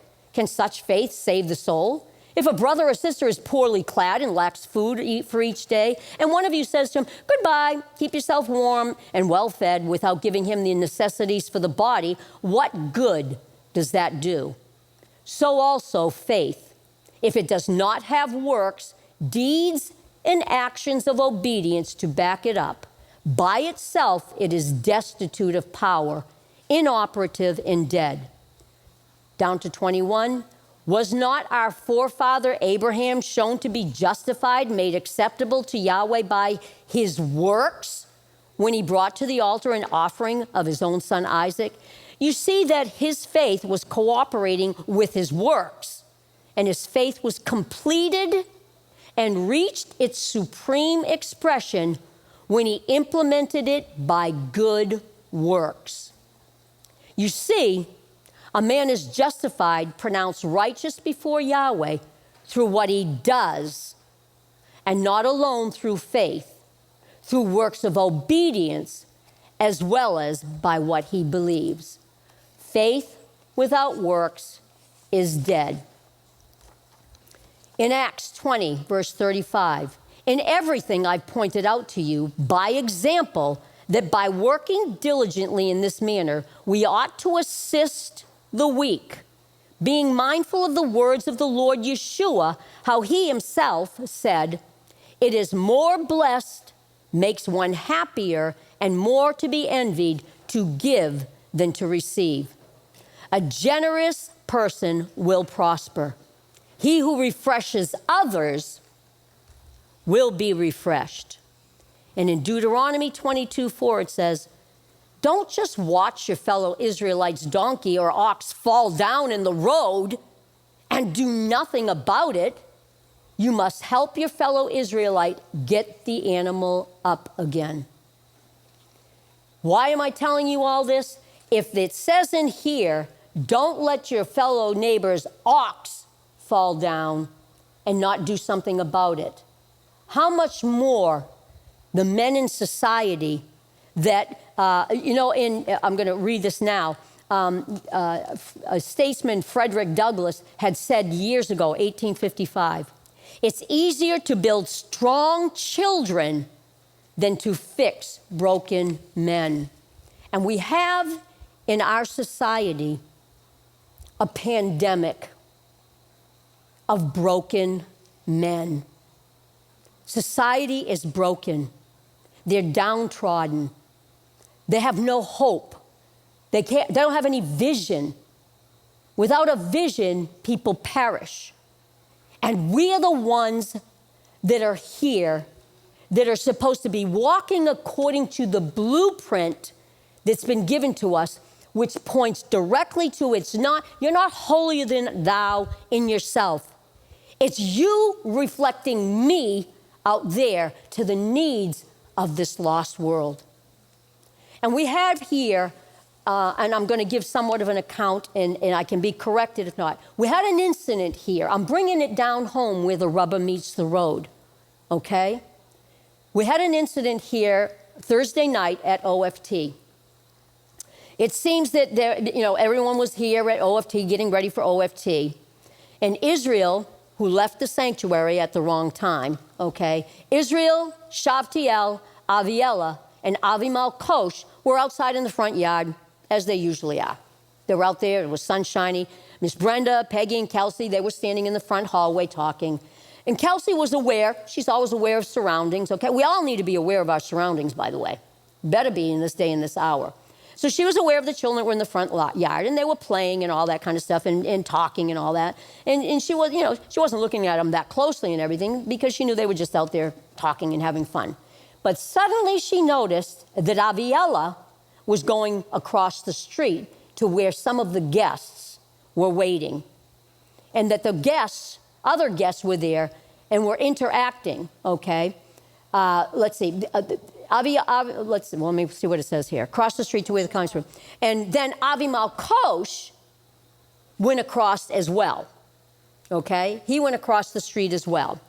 Well, it's going to catch Kelsey's attention because one thing when they're out there and they're just out there playing and all that and talking and all that. Another thing when they're going to cross the street to the clients, because they'll interact with the clients and everything, but they never go out away across the street to be with the clients, okay? Israel and Shavtiel came to the door. Israel took Shavtiel and he came to the door, okay? And he let them know that someone had fainted outside. One of the guests had fainted. Wisely, now here's the wisdom, okay? Again, build strong children. Raise them up in the way they should go, and when they're older, they will not depart from it. We have not raised in this congregation children that are self-centered. Children that the whole universe just revolves around them, and everybody's got to just be aware of them, and everything has to be entertaining their flesh and doing what they want. And if it's not something that they might not like or something like that, we've got to run here, and we've got to run there, and we've got to do this, and we've got to do that to make them happy. No, we raise them up strong to understand, you know what? The universe does not center around you, but you contain the creator of the universe inside of you. And you are meant, he's so big, he's got to leak out somewhere. You need to let him look through your eyes, and you see the needs of the people around you, and you do whatever it takes to minister to their needs. That's what we've built in these children. And so Shavtiel was out there. Shavtiel's young. Something's going on across the street. Israel, in wisdom, takes Shavtiel and brings him into the building, okay? Let's see. Then next thing you know, here comes Avi Malkosh. He comes running in the building, and he gets a bottle of water, okay? And he brings it out there. Miss Brenda was there, and she's seeing all this going on, so she's thinking, okay, we might need an ambulance, and she heads out the door. Peggy sees this going on. She grabs her phone, wisely, and she goes running across the street. Then we have Peggy, Aviella, and Avi Malkosh across the street, closely attending to the man who had fallen. When the man fell, there were other OFT clients or guests around him, but they were scared, and they were panicking, and they were the ones that yelled to our teens. Why? They knew something different about our teens. Our teens are not so self-absorbed and self-centered that they would think, oh, well, they're just teens. They're just like the teens of the world. Forget them. They'll either maybe mock us or make fun of us or be disgusted by what's going on here, because evidently this man had a few liquids to drink, a little more than he should have. And he was attempting to get up onto a pole or something that's outside, and he fell, and he fell right on his face. He was in and out of consciousness, but in the meantime, he had vomited, and he had wet himself. Now we have Aviella, and we have Avi Malkosh. Aviella's wiping the vomit off of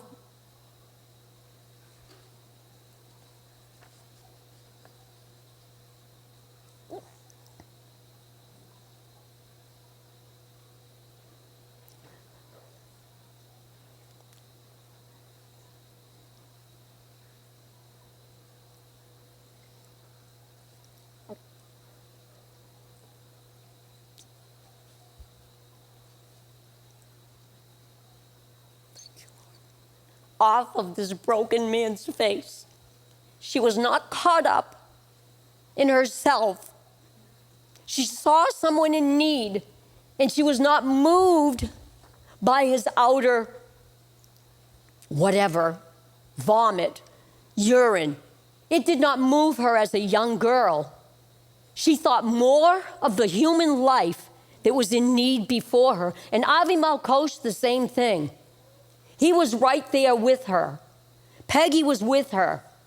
They were all, but not moved by what some would say, oh, well, we're gonna get. Others, multitudes of cars went by. Only one stopped to ask, is everything okay? But on our place, we are cut from a different cloth. Our children are cut from a different cloth. They do not let the things of the fallen, the deplorable state they might be in, cause them to think, I can't do this. No, they take it upon themselves to forget about themselves and to have the compassion and the love. What would Yeshua do? What would he have done in that case? He would have done just what Aviella and Avi Malkosh were doing.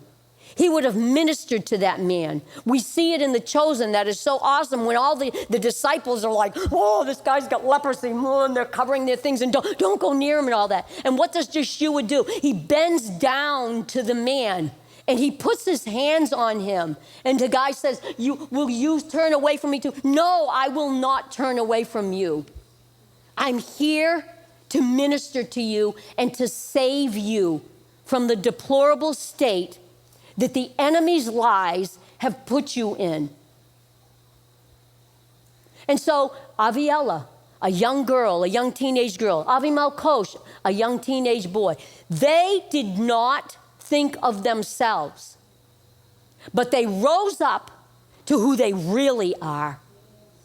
They are son and a daughter of the Most High Yahweh. and they helped this man.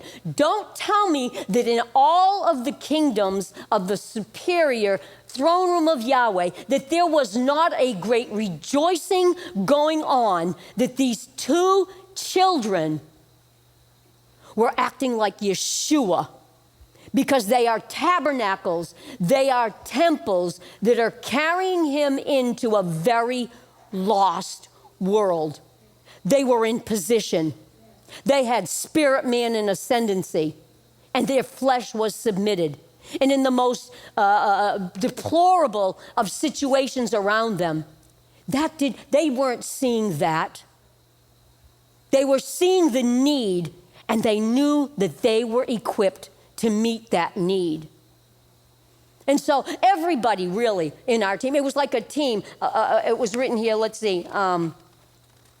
There was somebody inside here, one of the workers here, was kind of panicking. She hadn't even seen anything was going on. She didn't even know what was going on. And she's like panicking and scared and everything. And Kelsey's trying to speak words of shalom to her. Well, all this is going on out there, but OFT's got guests. They're all there getting ready to go in. So here's these three over here ministering in Yeshua's stead to this man who's in and out of consciousness. Aviella telling him, stay awake, stay awake. See, she's got enough anointing on her that she touched him. She wiped his beard. She helped him. She touched him. This girl has grown up knowing the power of touch. And whether she knows it or not at the moment, there's enough in her that it leaked out on this man. This man is a broken man. And she is a strong, strong child of the Most High Yahweh. It is not by accident that she was outside at that moment and that Avimelech Kosh was out there at that moment when that happened. It is not by accident or coincidence that those people knew to call on teenage children when there was a need. What is different about them? They've been raised up according to the blueprint. Now, do we get criticized sometimes? Do we look like, well, you're too restricting of your children, you're whatever, okay? Our ways of raising our children are frowned upon. But when the rubber meets the road, our children, no matter where we've gone, in religious settings, in churches, they stand out and they shine because they are different. They are ones that look out to the world around them. They don't expect the world to be bowing and entertaining them. And so the team worked, the OFT's got to go on. So you've got three out there, an ambulance is called, Peggy calls an ambulance. Okay, everybody was in position. Then when that's all, Brenda can come back in, OFT's got to go on. You've got a whole line of guests that need to come in. Kelsey comes in and she jumps into where she needs to be. Israel jumps in and he says, okay, I don't normally do this, but I'm gonna open up the door and greet the guests. Okay, while Kelsey's taking the bags and giving them tickets. Okay, he understands Shavtiel's there. He goes and gets Israel goes and gets Shavtiel a toy. Everyone was not thinking of themselves. They jumped into position and they answered the call, and it was a divine call. It was a divine appointment. They were at a crossroad in somebody's life, and it was divinely orchestrated and appointed that they would be in the right place at the right time with the right people doing the right thing and in position. Not so self-absorbed that they don't notice the hurt and the brokenness of the people around them. People, we have got to start seeing that we are the answers. And everything worked as a well-oiled machine. It was like a team. I think it was said that Peggy and Avimelech Kosh and Aviella were the rescue team. They were that part of it. They were out there and they were doing things. And Aviella and Avimelech Kosh, and I believe you, Peggy, stayed with him until the ambulance came and the man was taken off. They were speaking words of comfort to him. They were speaking words of encouragement to him. Just their shadow going over them. Do you believe the word? Just their shadow going over them. Never mind the actual touch of a daughter of the Most High on this person. I believe it made an eternal difference. We cannot miss these opportunities. And is it important? It's important to raise up our children and build them as strong in the Word, so that they will be the ones that can help repair the broken men of society, men and women. But I wanted to bring this out because how do we apply all this stuff? There it is in action. Faith without works is dead. And I want to compliment them. I want to praise them. I want to tell them just how proud, in a right sense, that I am of them. That when darkness was rearing its ugly head, they shone in that darkness. They shed their light into a very dark situation. And I believe it turned the consequences around. I know it was mentioned that he might have a concussion or something like that. But you know what? That's not going to happen. This man is going to be just fine, because a daughter, a son of the Most High took the time to be who they really are.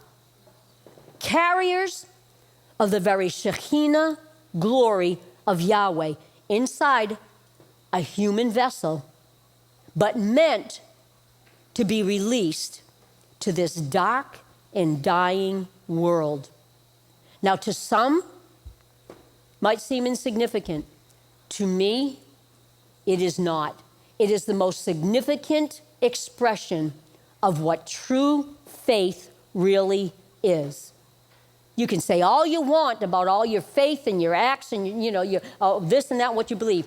What are you doing? What are you doing in the face of a need around you? Are you too busy? Are you too distracted? How many times do I say you're walking through Market Basket? You're not there just to get groceries. You're there as a carrier of the answers that all these people around you need. You are there as a carrier of light to leave tracks of light, to change the very molecular structure of the atmosphere around you. And long after you're gone, those tracks are eternal. They're supernatural. And somebody will walk into the residue that you have left. And for one moment, they could have a whole change in clarity of thinking that could change their entire life here, but more importantly, their life hereafter. We are the temple. And Yahweh took very precise measures. He was very specific in how he crafted us. First, he crafted the world that he was going to bring us into. And then he crafted us. We are precisely made. We are an image, the very image of him, image bearers. He breathed into us the very essence of who he is, knowing there was going to be a fall, but knowing there was going to be a Messiah that was going to restore humanity back to the level of who they really were meant to be, so that in this darkness, there is a light. At the end of the tunnel, there is a light, and it's not an oncoming train. It is the children of the Most High releasing the light of the very Shekinah glory that's dwelling in them to change the hearts and the lives and the eternal destiny of those that come across their path. And so I commend you. My hat's off to you. I am immensely, immensely proud that in a moment of need, You rose up to the fullness of who you're meant to be. Amen? Amen. Got anything more? Thank you for those of you who joined us today on Facebook. We will see you on Tuesday night at 7 p.m. Until then, you have a blessed week.